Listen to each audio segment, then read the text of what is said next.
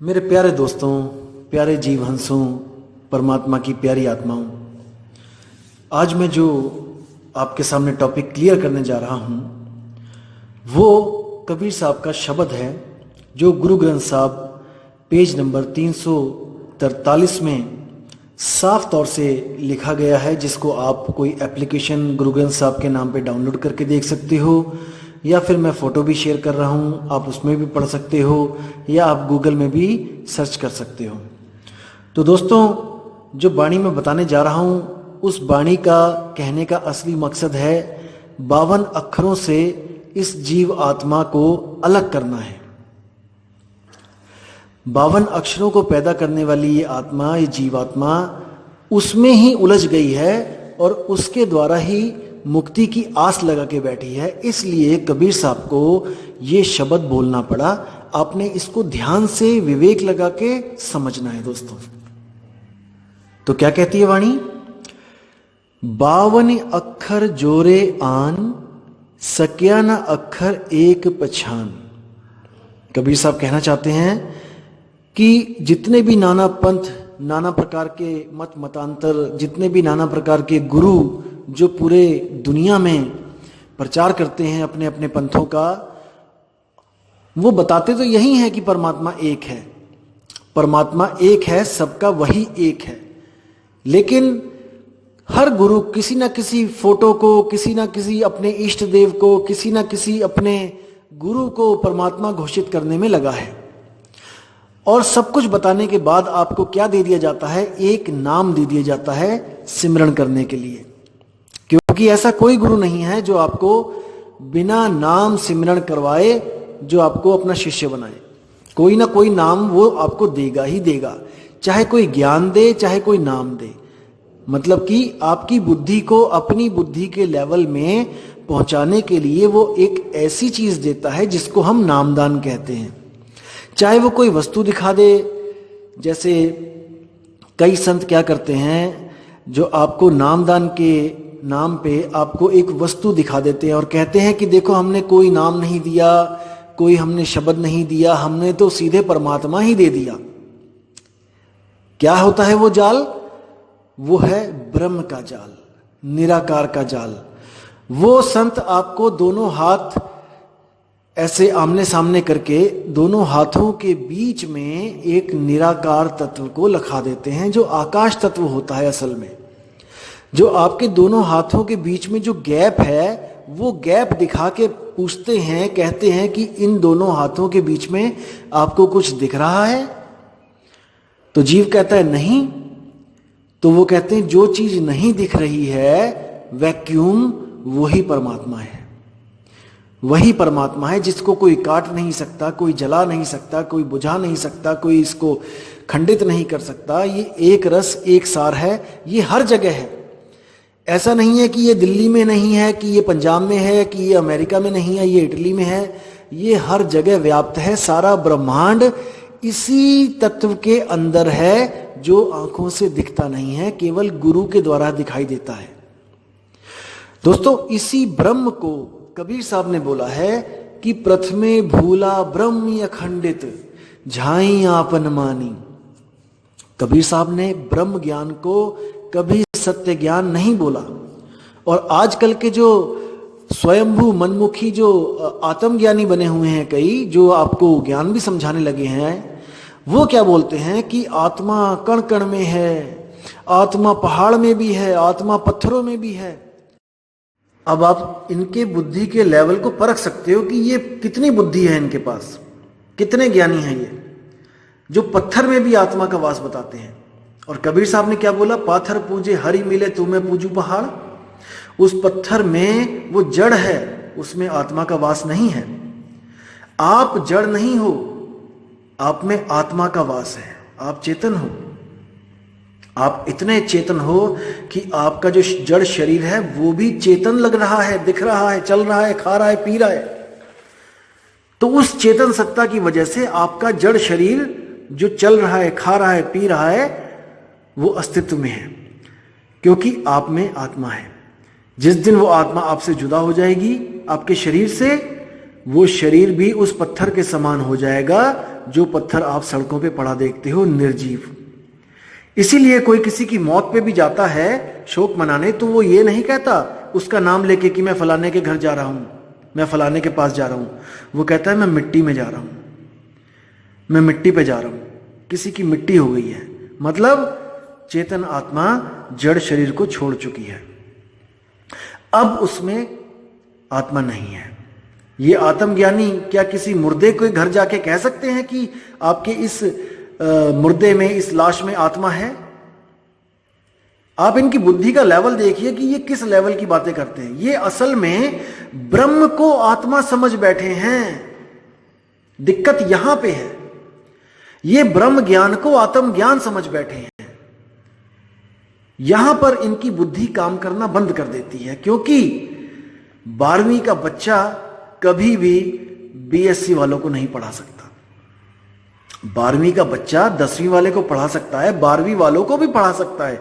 अगर वो 12वीं क्लास में अच्छे से पढ़े तो वो अपने साथियों की भी मदद कर सकता है सवालों के जवाब देने में, लेकिन वो बीएससी के बच्चे की कोई मदद नहीं कर सकता, और ना ही बीएससी के बच्चों के ज्ञान के लेवल को वो समझ सकता है। लेकिन वो ये समझ के बैठा है कि जो उस ज्ञान उसे हो गया वो किसी को नहीं हो सकता। इस भ्रम में वो अपना जन्म तो बर्बाद कर ही लेता है, और जो उसके साथ जुड़ते हैं उनको भी वो 84 के चक्कर में भेज देता है। तो दोस्तों, ब्रह्म क्या है और आत्मा क्या है, इसका खुलासा मैं आपको अगली ऑडियो में करूंगा। लेकिन आज की जो ऑडियो है वो है शब्द के ऊपर, कि कबीर साहब किन शब्दों की बात कर रहे हैं। तो वाणी कहती है, 52 आखर जोरे आन, सक्या न आखर एक पहचान, सत का शब्द कबीरा कहे। अब बात कर रहे हैं साहिब सत्य के शब्द की। अब देखो यहां पे दो चीजें हैं, एक है सत्य और एक है शब्द, सत्य का शब्द। अब सत्य भी एक शब्द है। कई लोग सतनाम सतनाम सतनाम जपते हैं, कई लोग सत साहिब सत साहिब सत साहिब करते हैं, लेकिन साहिब कह रहे हैं ये सत्य जो शब्द मैंने बोला है, सत्य, ये असल शब्द नहीं है, ये तो उसकी तरफ इशारा है कि वो शब्द सत्य है, लेकिन असल में वो सत्य बोलने वाले शब्द से भी अलग है। वो क्या है? सत्य का शब्द कबीरा कहे, पंडित होई सु उन पै रहे। यानी कि जो पंडित होगा, जब वो इस शब्द की अनुभूति करेगा, जिस शब्द की मैं बात कर रहा हूं, तो वो अनपय यानी कि निडर हो जाएगा, उसको किसी बात का डर नहीं रहेगा। सबसे बड़ा डर दोस्तों मौत का है। जब इस जीव को पता लग जाता है और आत्म अनुभूति हो जाती है कि मैं तो अमर हूं, तो उसके दिल से ये डर खत्म हो जाता है। इसको ध्यान से समझ लो, ध्यान से दिमाग में बैठा लो कि वो शब्द प्राप्त होते ही जीव निडर हो जाता है, उसे किसी बात का डर नहीं रहता। इसका मतलब ये नहीं कि वो ट्रेन के आगे खड़ा हो जाएगा जाके, इसका मतलब ये है कि उसको मरने की विधि पता लग जाती है कि जब मेरे प्राण निकलेंगे तो मैंने क्या तरीका आजमाना है, क्या दाव खेलना है। पहलवान कोई भी तगड़ा हो, तगड़े से तगड़ा हो, अगर उसको दाव पेच नहीं आते तो उसकी हार निश्चित है, क्योंकि पहलवानी में केवल ताकत नहीं, दाव पेच का बोलबाला होता है। इसीलिए गुरु के पास जाके दाव पेच सीखे जाते हैं। तगड़ा तो वो वैसे भी होता है, जो भी शिष्य सीखने आता है तगड़ा तो वो है ही, लेकिन फिर भी वो गुरु धारण करता है कि मुझे गुरुजी दाव पेच सिखाओ कुश्ती के। वही दाव पेच काम आते हैं। जब गुरु दाव पेच सिखा देता है तो गुरु कभी उसके साथ किसी कुश्ती में लड़ता नहीं है, उसकी मदद नहीं करता कि दो लोगों की कुश्ती हो रही है तो गुरु भी उस कुश्ती में कूद जाएगा अपने शिष्य के लिए। ऐसा नहीं होता, क्योंकि कई दुनिया में ऐसे गुरु भी हैं जो आपको कहेंगे कि गुरु पार कर देगा, गुरु पार कर देगा, गुरु अपनी ताकत लगा देगा। ऐसा नहीं होता दोस्तों। गुरु तो अपना ज्ञान देता है, ज्ञान ही ताकत होती है। ज्ञान ही असल में वो विधि है जिसको प्राप्त करने के बाद आप में भी वो ताकत आ जाती है जो गुरु में होती है। जैसे एक छोटा सा बच्चा है जो पानी से बहुत डरता था, वो क्या करता है, वो लोगों को देखता है, बच्चों को देखता है पानी में नहाते हुए, नदी में छलांगे मारते हुए, खुश होते हुए, तो उसके मन में भी ये इच्छा हो जाती है कि मैं भी पानी में छलांगे मारूं। लेकिन वो क्या करता है, वो डरता है, इसलिए वो कभी पानी में छलांग नहीं मारता, कभी उस आनंद को अनुभूति नहीं कर पाता कि उस पानी में छलांग मार के बच्चे इतने खुश क्यों हैं। वो देखता तो है कि बच्चे खुश हैं, लेकिन वो समझ नहीं सकता, उसको महसूस नहीं कर सकता कि किस प्रकार की खुशी बच्चों को मिल रही है। तो एक दिन वो क्या करता है, वो अपने पिताजी से कहता है कि पिताजी, मैं भी नदी में छलांग मार के आनंद लेना चाहता हूं, क्योंकि मैं देखा है कि जो भी नदी में कूदता है वो बचाओ बचाओ करता है, चिल्लाता है, यानी कि नदी में कूद के किसी को आनंद नहीं मिलता। वो डरते हैं, वो चिल्लाते हैं, चीखते हैं, लेकिन जाने क्यों मेरे दो दोस्त हैं, ये जो मेरे बच्चे दोस्त हैं, ये नदी में छलांगे मार के बचाओ बचाओ नहीं करते, ये खुशी से, आनंद से वोर विभोर हो जाते हैं। ऐसी क्या चीज है इनके पास? तब पिताजी उनको समझाते हैं बच्चे को कि बेटा, उनके पास विधि है, उनके पास एक तरीका है जिसको तैराकी कहते हैं। असल में उन्होंने तैराकी सीखी है। तो बच्चा कहता है कि मुझे भी तैराकी सीखनी है, उसके लिए मुझे क्या करना पड़ेगा? तो पिताजी कहते हैं तुम्हें एक गुरु धारण करना पड़ेगा जो तुम्हें तैराकी सिखाएगा। तो बच्चा कहता है क्या उसके बाद मैं भी छलांगे मार सकता हूं नदी में? तो पिताजी कहते हैं बिल्कुल। तो बच्चा गुरुजी के पास जाता है और वो उस स्कूल में एडमिशन ले लेता है। तो गुरु बच्चे को तैरना सिखाते हैं पानी में, पहले स्विमिंग पूल में सिखाते हैं, और बच्चा शुरू शुरू में डरता है, लेकिन एक दिन डरता है, 2 दिन डरता है, हाथ पैर मारता है, तीसरे दिन, चौथे दिन करते करते वो 1 हफ्ते में इस लायक हो जाता है कि वो अपना वजन पानी पे बैलेंस कर सके, अपने आप को पानी की सतह पे रोक सके। इसी तरह सीखते सीखते जब गुरु देखता है कि ये स्विमिंग पूल में अच्छी तरह तैर सकता है, तो उसको अगले दिन नदी में लेके जाता है। बच्चा डरता है क्योंकि नदी में कूदते हुए उसको थोड़ा सा झिझक महसूस होती है, क्योंकि आज तक कूदा नहीं होता है। लेकिन जैसे ही वो नदी में जाता है तो उसको क्या महसूस होता है कि अरे, यहां पर भी बिल्कुल वैसे ही तैरना है जैसे स्विमिंग पूल में तैरता था, यानी कि यहां के पानी और वहां के पानी में कोई भेद नहीं है, और गहराई से मुझे कोई मतलब नहीं है, क्योंकि मैंने तो ऊपर तैरना है, गहराई में तो जाना ही नहीं है। इस तरह गुरु उसको रोज नदी में ले जाता था और रोज तैरना सिखाता था और नदी पार करवाता था। एक दिन गुरु नहीं आए और लड़का नदी पे इंतजार कर रहा था कि गुरुजी आएंगे। तो उसने क्या विचार किया कि गुरुजी नहीं आए, कोई बात नहीं, मैं स्वयं से आज तैर लेता हूं, और वो तैर के नदी पार कर गया। दोस्तों, ध्यान देने वाली बात यह है यहां पर कि वो गुरु के साथ तो तैरता ही था, अब वो गुरु के बिना भी तैर सकता था। इस बात को समझना है दोस्तों कि मैं क्या कहना चाह रहा हूं, मेरे भाव क्या हैं। मेरे कहने का यह मतलब है कि गुरु कोई देह नहीं है, कि आपका गुरु आपके साथ नहीं है तो आप पार नहीं कर पाओगे। गुरु शब्द है, गुरु ज्ञान है। जो ज्ञान उस गुरु ने अपने शिष्य को दिया था, वो गुरु उस कला के रूप में उसके अंग संग है। अगर वो लड़का उस कला को उस वक्त यूज ना करे जब वो पानी में है, तो वो 100% डूब जाएगा। आप विचार करके देखिए दोस्तों, मैं क्या कह रहा हूं। वो 100% डूब जाएगा क्योंकि उसने गुरु के ज्ञान को त्याग दिया है। भले ही गुरु उसके पास नहीं है, लेकिन अगर उस गुरु का ज्ञान उस शिष्य के पास है तो उसको कोई भी डुबा नहीं सकता। चाहे वो समुद्र में ही छलांग क्यों ना मार दे, चाहे 5 किलोमीटर गहराई क्यों ना हो, लेकिन समुद्र भी उसको डुबा नहीं सकता, क्योंकि गुरु उस शिष्य के अंग संग है, ज्ञान के रूप में, शब्द के रूप में। इसीलिए साहिब कह रहे हैं, पंडित होए सो अनपय रहे। अगर कोई पंडित होगा, पंडित मतलब कोई ब्राह्मण नहीं, पंडित का मतलब जो ज्ञानवंत होगा, जो ज्ञानी होगा, जो ज्ञान को समझेगा, जो महसूस करेगा उस आत्म तत्व को, वो हमेशा के लिए अनभय यानी निर्भय हो जाएगा। अब आगे कहते हैं, पंडित लोग है कऊ व्यवहार। अब देखो दोबारा पंडित आ गया। अब यहां पे 2 बार पंडित यूज हुआ है इस शब्द में। ये जो दूसरा वाला पंडित जो अक्षर आया है, ये आया है उन पंडितों के लिए, उन गुरुओं के लिए, उन ज्ञानियों के लिए जो अक्षरों को जोड़कर नामदान की बख्शिश करते हैं।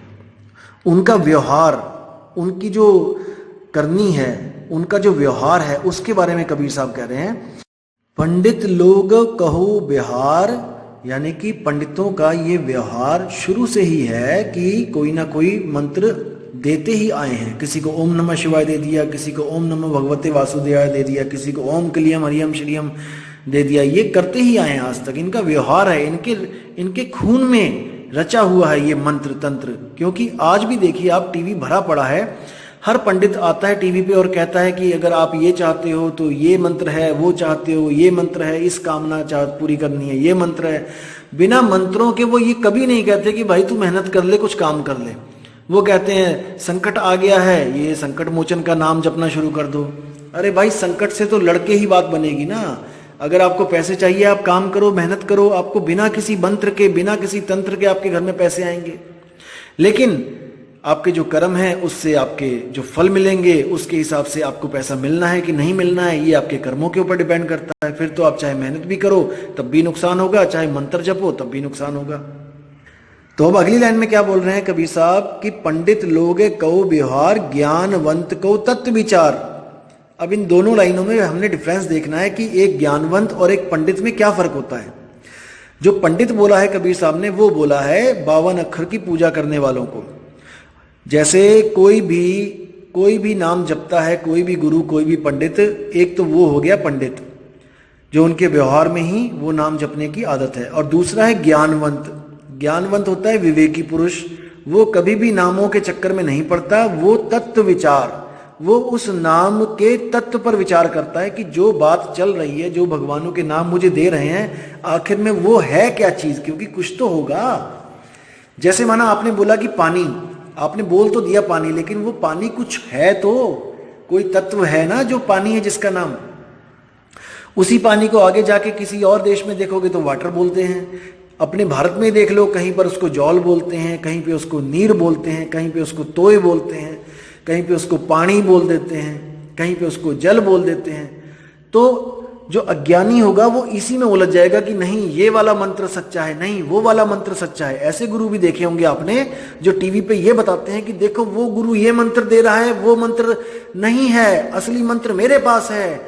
मतलब कि वो कहना चाहता है कि देखो वो जल जल करवा रहा है, जल जल करने से प्यास नहीं बुझेगी, मेरे पास आओ, मैं पानी पानी का जाप देता हूं, उससे आपको प्राप्ति होगी। तीसरा कोई कहेगा नहीं ये दोनों झूठ बोल रहे हैं, मैं वाटर वाटर का जाप देता हूं, असली चीज वाटर है। तो कहने का मतलब सबके सब नामों में उलझे पड़े हैं, तत्व पर विचार कोई नहीं कर रहा है।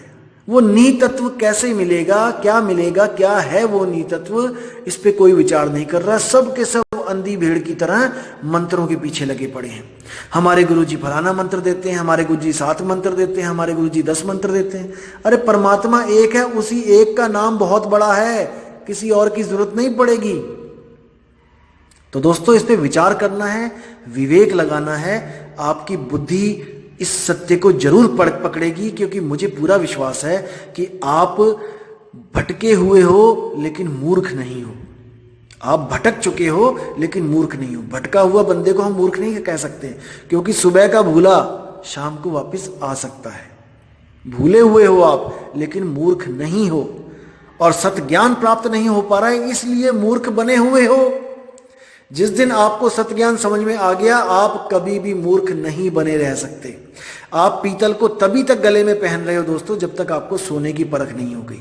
जिस दिन आपको यह ज्ञान हो गया कि सोने और पीतल में क्या फर्क है, आप कभी भी पीतल को धारण नहीं कर पाओगे। तो इसको विवेक द्वारा अपने हृदय में बसाना है, जो सत्य ज्ञान है उसको समझना है। अब कबीर साहब कहते हैं कि जाके जीव जैसी बुद्धि होई, कहें कबीर जानेगा सोई।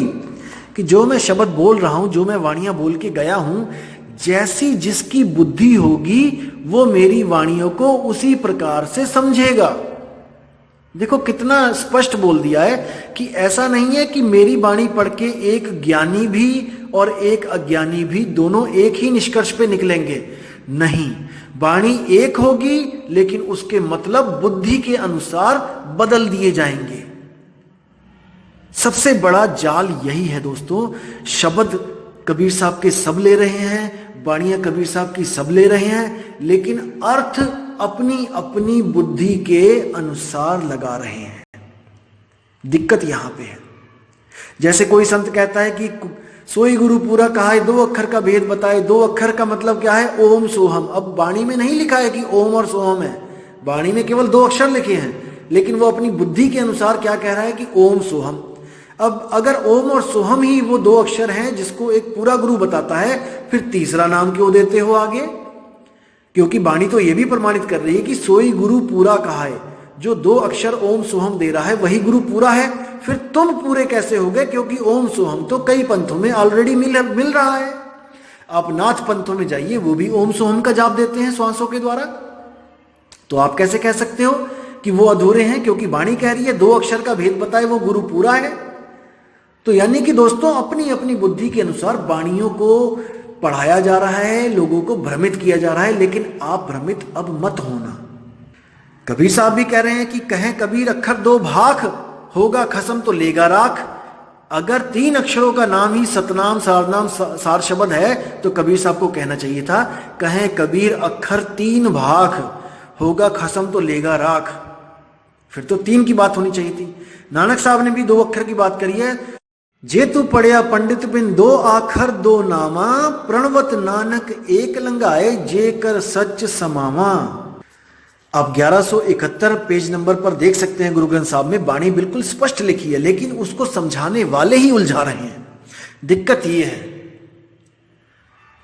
तो साहिब कहते हैं कासे कहूं सब जग अंधा, खेवन हार के गले में फंदा।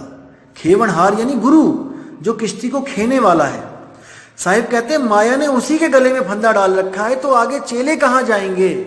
जब गुरु ही भवसागर में गोते खाएगा तो चेले कहां जाएंगे? चेले भी भवसागर में ही जाएंगे। इसलिए दोस्तों परख करना है, विवेक लगाना है, किसी भी गुरु के जाल में नहीं फंसना है। ये खुद तो लाखोंपति करोड़ोंपति अरबोंपति हो गए हैं, हवाई जहाजों में घूम रहे हैं, और आपको क्या कहेंगे? माया को त्याग दो, माया उलझा देती है, माया प्रभु मिलन में बाधा है। ऐसी ऐसी बातें करेंगे कि आपको लगेगा कि वाह वाह वाह क्या बात है, गुरुजी ने तो आंखें खोल दी। अब गुरुजी खुद उलझे पड़े हैं माया में। चांदी की थाली, सोने का चम्मच, इसके बिना खाना नहीं खा रहे हैं। कई गुरु ऐसे हो गए हैं, और कई गुरु पूरे पूरे शरीरों पे सोना लाद के घूम रहे हैं, 8-8 बॉडीगार्ड रख रखे हैं। तो साहिब कहते हैं जब गुरु ही अज्ञान में डूबा है तो चेलों को ज्ञान कहां से होगा? इसलिए साहिब ने बोला कि गुरु की परख करो। परख कैसे करो? वाणी बोलते हैं साहिब, गिर ही होके कथे ज्ञान, अमली होके धरे ध्यान, साधु होके कूटे भग, और कहें कबीर ये तीनों ठग। सबसे पहली पहचान क्या करनी होती है गुरु की? सबसे पहले देखो कि कहीं वो भोग विलास में लिप्त तो नहीं है, कहीं वो बीवी बच्चों के साथ तो नहीं रह रहा है, क्योंकि रोगी दूसरे रोगी का रोग नहीं काट सकता। इसलिए सबसे पहले शब्द को परखो कि गुरु के पास शब्द है कि नहीं है, उस पंथ के पास शब्द है कि नहीं है। उसके बाद जाके गुरु पे विचार करो कि कहीं गुरु भोगी तो नहीं है, कहीं गुरु ग्रस्त तो नहीं है। उसके बाद देखो कि गुरु कहीं नशा तो नहीं कर रहा है, कोई चिलम, कोई सुल्फा, गांजा ये तो यूज नहीं कर रहा है भजन करने के लिए, ध्यान में जाने के लिए। फिर देखो कि उसमें कहीं अहंकार तो नहीं है। वो देखो कि कहाँ बैठ के खाना खा रहा है। अगर वो आपसे अलग बैठ के कहीं खाना खा रहा है और आपसे अलग खाना खा रहा है, जो आप खा रहे हो वो नहीं खा रहा है, तो इसका मतलब अभी उसमें गुरु भाव नहीं है, वो अपने आप को श्रेष्ठ समझ रहा है। याद रखो दोस्तों, सतगुरु के लक्षण ये नहीं है। आप जहां बैठ के खाना खाओगे वो भी वहीं बैठ के खाना खाएगा, आपके साथ बैठ के खाना खाएगा, क्योंकि वो जानता है कि आप और वो एक ही हैं, आप में और उनमें कोई फर्क नहीं है आत्म तत्व की दृष्टि से। लेकिन वो अपना सब कुछ त्याग करके मानव हित, जीव हित के कल्याण में लगे हुए हैं, इसलिए वो हमेशा हमारे सम्माननीय हैं। हमेशा हमने उनको अपने सिर पर रखना है, गुरु जी को हमेशा उनकी आज्ञा में रहना है। कभी भी विश्वासघात के बारे में सोचना भी नहीं है, गुरुद्रोही होने का कभी सोचना भी नहीं है, क्योंकि जो कुछ प्राप्त होता है गुरु के द्वारा प्राप्त होता है। गुरुद्रोही तो जन्मों जन्मों तक नरक कुंड में वास करता है। तो दोस्तों, मैं इस ऑडियो को यहीं विश्राम देता हूं, और अगली ऑडियो में आपके लिए बनाऊंगा जिसमें मैं ब्रह्म और आत्मा इन दोनों में क्या फर्क है, क्यों कुछ लोग ब्रह्म ज्ञानी अपने आप को आत्मज्ञानी समझने लग जाते हैं, ये भ्रम मैं जल्दी ही दूर करूंगा। तब तक आप लोग इस वीडियो को सुने और इस पे विचार करें और अपने अंदर परमात्मा की उस शक्ति को महसूस करें जो सत्य और असत्य का निर्णय करती है, जिसको हम विवेक कहते हैं। तो इसी के साथ दोस्तों मुझे इजाजत दें और आपका दिन बहुत ही शुभ मंगलमय हो। साहिब बंदगी सतनाम। जय गुरु वैराग साहिब, जय गुरु मदन साहिब, जय जय सतगुरु बंदी छोड़ कबीर साहिब। साहिब बंदगी।